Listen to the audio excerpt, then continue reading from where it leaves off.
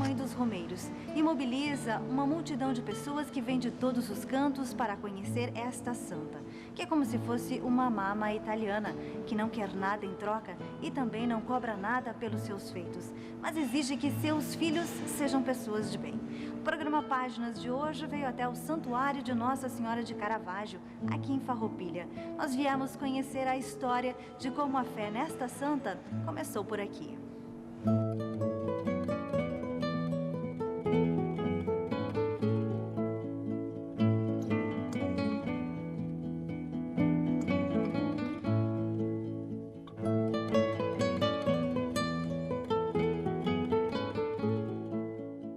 Padre Jonei, queria que o senhor contasse um pouquinho pra gente quando é que foi a aparição, então, de Nossa Senhora de Caravaggio. Bom, a aparição se deu na Itália, entre Veneza e Milão, na Diocese de Cremona. A aparição se deu no dia 26 de maio, às 17 horas do ano de 1432, e apareceu a uma jovem mulher, 32 anos, chamada Joaneta, que estava no campo, trabalhando, recolhendo pasto para os animais. Vinha de um relacionamento muito difícil com o seu esposo, sofrendo inclusive agressões, e quando ela concluiu o trabalho, ela viu que lhe faltavam forças. Aí ela sentou naquele gramado e chorou, e apareceu uma senhora muito bonita, que disse que era para ela não ter medo, enfim, auxiliou, confortou-a nesse momento de grande tribulação. Dona Gema, queria que a senhora me contasse esse lugar aqui que a gente está, é aonde, como é que a senhora está morando aqui, da onde que veio? Bom, essa propriedade quem conseguiu foi o meu bisavô, bisavô, pai do meu avô, que era o Natale Favro. A história conta que é Fauro, mas não é Fauro, é Favro. Porque eu tive que procurar o nome é verdadeiro, porque tinha muitos antecedentes que precisava fazer cidadania de doutorado, mestrado na Itália, e eles não conseguiam, né? Não conseguiam achar como é que se diz, o antecedente, quem veio da Itália, né? Sim. E daí eu consegui, através do atestado de óbito, consegui em Bento, e o nome dele não é nem Favero, nem Fauro, mas é Favro. Então, certamente, ela é resultado da imigração italiana. Um grupo vindo de lá trouxe também na sua bagagem, né, esta devoção. Ele morou aqui nessa propriedade. Sim. Ele tinha conseguido, ele recebeu um título de 48 hectares na linha Palmeiro, que é essa linha que parte no Barracão, em Bento, vai até Nossa Senhora das Graças. E ele conseguiu o lote 145, que é esse aqui, né? Os moradores daqui tinham a necessidade de fazer, como é um pouco cultural da imigração italiana, ter a igreja onde se reúnem para rezar e para se encontrar também, né? Então eles tiveram a ideia de construir um pequeno capitel, a família Francischetti e também a família Pazza, e ficou a dúvida de quem seria o padroeiro. E o meu avô, ele me contava que a avó dele trouxe o quadro. Só que ela teve só um filho e ela ficou viúva. Ficou um filho pequeno, que é o Natale, né? Sim. E quando o filho casou, ela casou pela segunda vez com um vizinho que tinha ficado viúvo e tinha muitos filhos. Só que quando ela veio para cá junto com a família dele, mas ela foi para Lagoa Vermelha morar. E ele ficou morando aqui. E quando ela chegou aqui, ela entregou o quadro para o filho. Como eram os padres de Bento Gonçalves que atendiam, e eles tinham o desejo de colocar Santo Antônio, então não podia ser o mesmo santo, porque as festas coincidiriam e eles não teriam o padre. Então decidiram por Nossa Senhora de Loreto, mas em virtude de não ter nenhuma imagem de Nossa Senhora de Loreto, também tiveram que escolher um outro nome. Então Natal Faoro, ele tinha em casa um quadro que ele trazia na sua bagagem, né? E ofereceu esse pequeno quadro. E ela disse, meu filho, tu tem que venerar esse quadro, porque é desde 1724 que era venerado lá na Itália, né? Só que lá eles tinham como é, um oratório fora da casa, né? E aqui não, aqui ele sempre foi venerado dentro de casa. Inclusive, nós tínhamos a nossa casa velha, quando a minha mãe ficou morando com o pai dela, né? E criou nós todos, né? Todos os filhos. Eu queria que vocês me contassem como vocês ficaram sabendo da Romaria de Caravaggio, desde pequenos. Sim, eu basicamente pela família, né? Minha avó gostava muito de rezar, enfim, né? Então acho que veio desde a infância, né? Esse negócio da devoção da Nossa Senhora de Caravaggio. Eu acho que vem de família já também. Minha família toda realmente é devota de Nossa Senhora de Caravaggio, então é uma coisa que vai passando. Esse quadro existe ainda, será? O quadro existe e está lá aos pés de Nossa Senhora, no monumento que está aí, junto à imagem que foi depois esculpida por Pedro Stangerlin, né? Depois de um tempo, a imagem, o quadro cedeu o lugar, então, para aquela imagem que nós todos conhecemos. O quadro sempre permaneceu na nossa casa. Eu lembro desde que ele saiu em 1970, que ele foi doado para... Você vê, o meu bisavô, ele emprestou o quadro, ele não deu. E o meu avô, como não tinha mais herdeiros do nome dele, ele entregou para o santuário. Eu sou de Salvador, Bahia, né? Terceira vez no Rio Grande do Sul, eu sou jornalista de turismo e tenho curiosidade para conhecer lugares e tal. E também sou católico. Fiquei sabendo, então, tive a curiosidade de saber, primeiramente, o santo ou a santa do dia do meu nascimento, que é dia 26 de maio. E, então, é a Nossa Senhora de Caravaggio. Eu sempre tive esse sonho, né, de estar aqui hoje. O quadro atravessou o Oceano Atlântico com seus tataravós. Atravessou o Oceano Atlântico e nunca foi guardado, sempre foi deixado exposto. E rezavam para ninguém morrer. E aconteceu que ninguém morreu na viagem. Porque acontecia que muitas viagens alguém morria, eles velavam, depois atiravam no mar, né? Porque Sim, era uma viagem longa, longa, difícil. né? Era 2, 3 meses, né? A primeira vez que eu vim a pé para cá, fazem 35 anos. E por que você veio? Eu vim porque eu tenho fé na Nossa Senhora de Caravaggio e pagar uma promessa.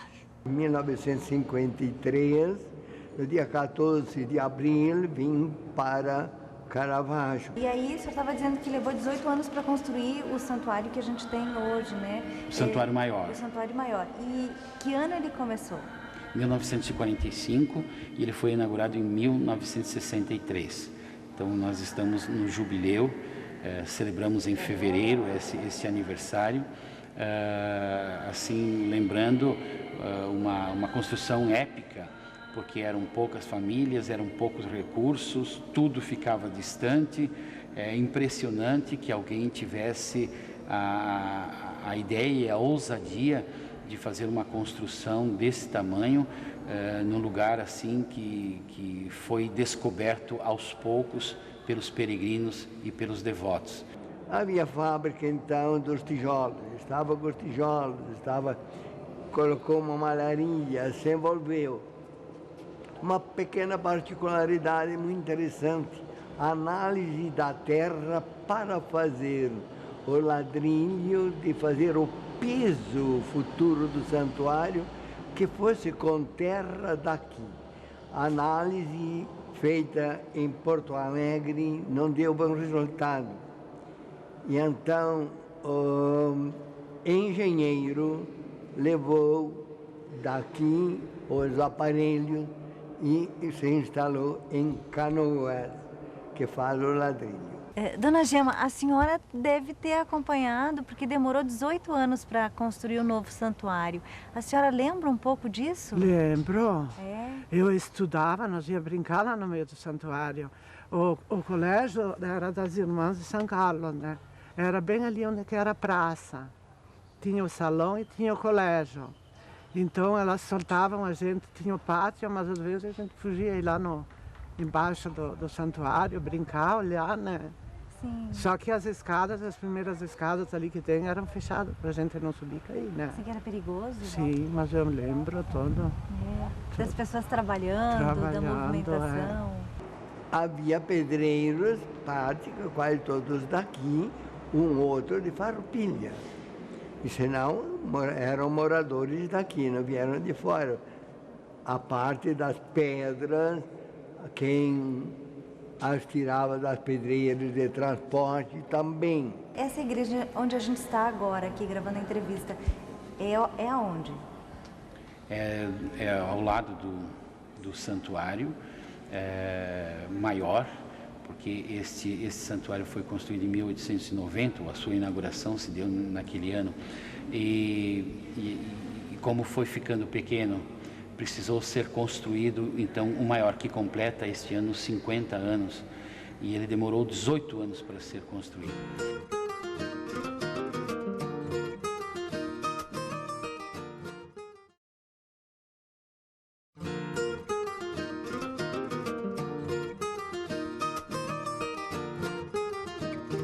No programa Páginas de hoje, estamos resgatando um pouco da história da Romaria a Nossa Senhora do Caravaggio, a construção do santuário e as perspectivas para o futuro. O primeiro projeto se chama Nós Queremos Fazer um Plano Diretor. Nós estamos em contato com a Prefeitura de Farroupilha e nós vamos fazer um plano diretor da Vila de Caravaggio, né? E o outro plano diretor nós vamos fazer aqui também no santuário, pensar o santuário para daqui a 10 anos. Né? Nós sentimos que a sala dos ex-votos, nós sentimos que as pessoas, quando chove, as pessoas não têm onde ficar, nós sentimos uma falta de infraestrutura, talvez com lancheria, um restaurante um pouco mais em condições de funcionar a pleno diariamente, né? Porque hoje ele funciona assim, mas mais aos finais de semana, que é quando as pessoas vêm. Mas se nós queremos fazer que essa romaria ela se intensifique também nos outros dias, e dentro dessa perspectiva do turismo religioso, né? Nós precisaríamos implementar toda essa infraestrutura.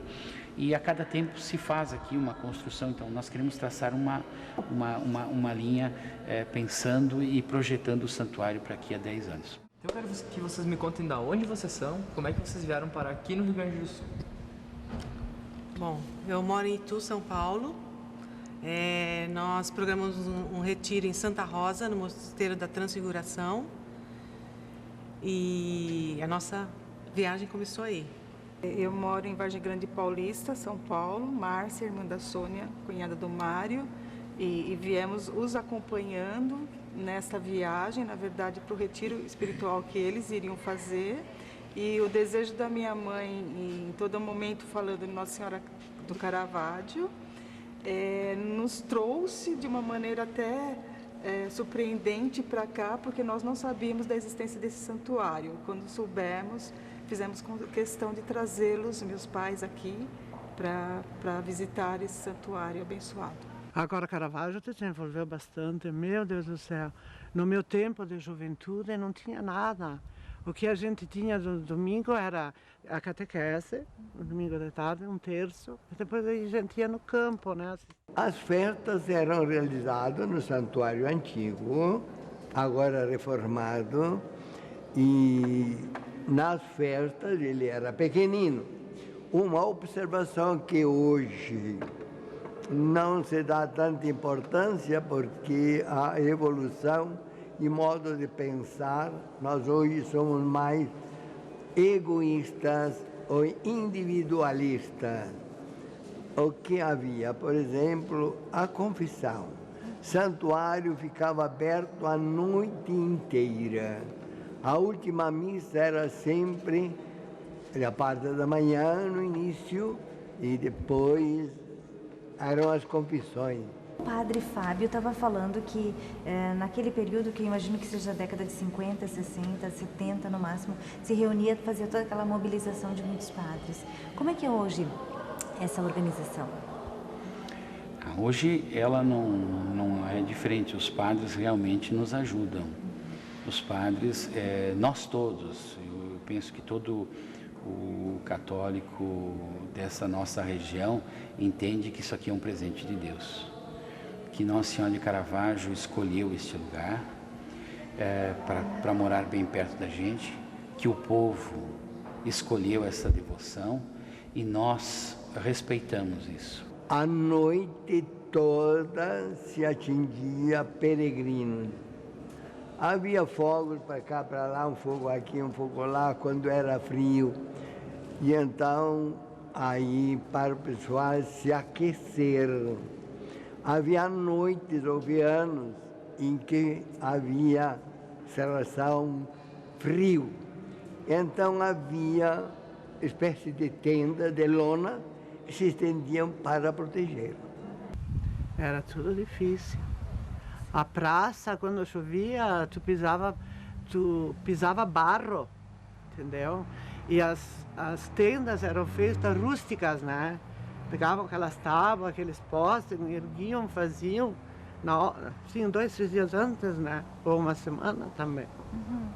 Era muito difícil, não é que nem agora, que tem todo o conforto, tudo. A organização para as confissões. Determinado número de sacerdotes trabalhavam até meia-noite. Depois podiam descansar, havia um padre encarregado para acordá-los e outros que voltassem ao confessionário ou ao jipe. Naquele tempo, o maior dos carros era um jipe em vista do bairro, da distância, era o carro daqueles anos. O senhor falava que o Padre Fábio é muito procurado pelas bênçãos também. Sim, é uma característica aqui desse lugar, nós temos padres que já somam um longo período da sua história, e assim foi por muito tempo. O Padre Fábio está com 94 anos e ele tem toda uma experiência de vida e também um amadurecimento na sua fé. Então é evidente que as pessoas têm um carinho especial e uma confiança muito grande na bênção que ele transmite às pessoas. Então aconteceu com Dom Ângelo Munhol, que era bispo, e ele era pároco de Galópolis. Lá ninguém confessava.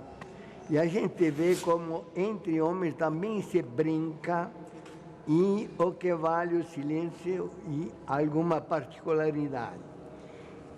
Combinaram um ônibus que veio de Galópolis à noitinha, passavam a noite toda aqui, e então escolheram vários.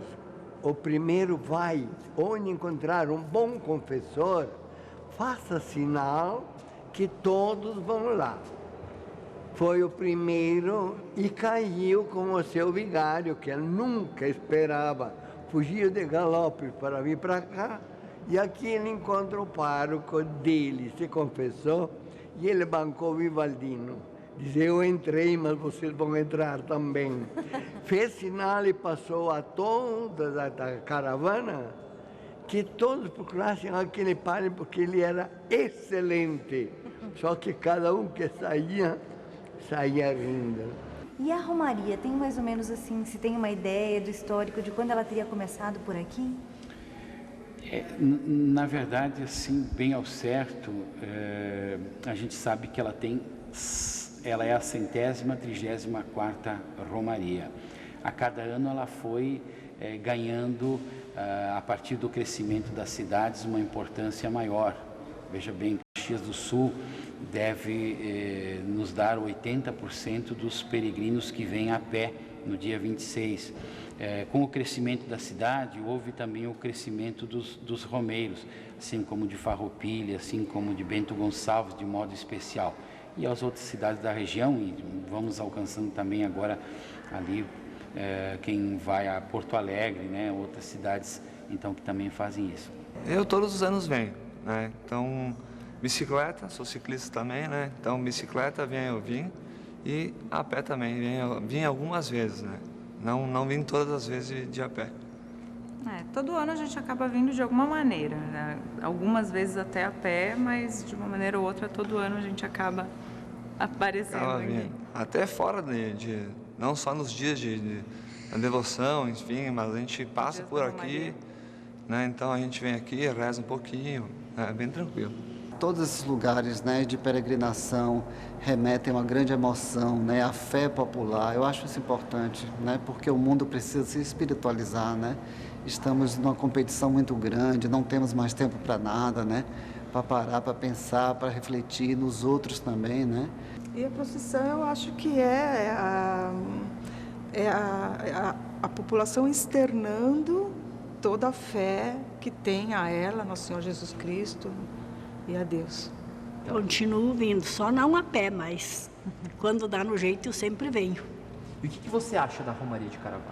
Acho muito, muito especial. Por quê? Porque é uma santa de muita devoção aqui, né? E acredito que é verdade. Dona Gema, da época que a senhora era criança para hoje, mudou muito a Romaria?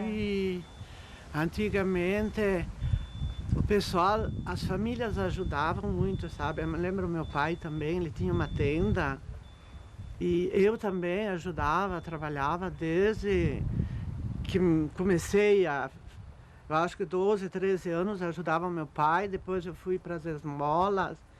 Então, mas era dia e noite, não é que nem agora que só vem de dia, né? Mas era noite e dia o atendimento. E não tinha o que tem hoje, né? E me diga uma coisa, o senhor acha que a devoção do peregrino, ela aumentou, ela mudou desse tempo para agora? Evidentemente. Vamos dizer, hoje é muito cômodo e daí dá para entender. A locomoção, outrora a pé, de 8, 10, 12 quilômetros, a cavalo, maioria vinha a cavalo. Era proibido viajar em caminhão, por lei era proibido. A gente chegou aqui para gravar essa entrevista com o senhor, na verdade, 2 dias antes, né, do dia de Caravaggio, e a gente vê já as pessoas chegando, vê essa preparação. E essa sensação da pré-organização, como é que o senhor vê isso? Bom, quando eu assumi, perguntei para minha mãe se eu devia assumir, porque é sempre uma responsabilidade. Ela disse, vá e ajude, deixe que ela faça os milagres. Então nós estamos muito tranquilos, porque nós deixamos nas mãos dela, ela que convida seus filhos, ela vai receber os seus filhos.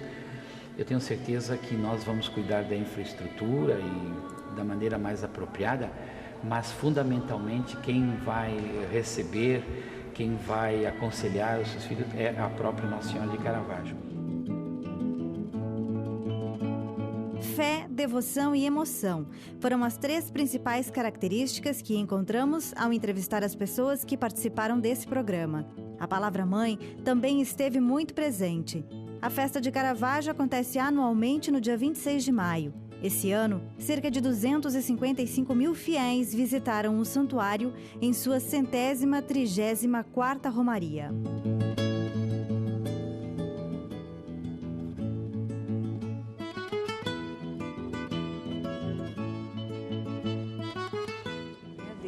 E me disseram que o senhor ajudou a fazer o poço também que tem ali. Sim. Num dado momento, havia aqui um montão de terra, de pedras, para os alicerces, a profundidade. Quando se percebeu algo de umidade e um pouco água, como é que tem água? Aí se fez esse poço, um pouco. Não houve detonação porque tem rocha. Tirar para não desviar, se diz, o veio da água para ter água dentro do santuário.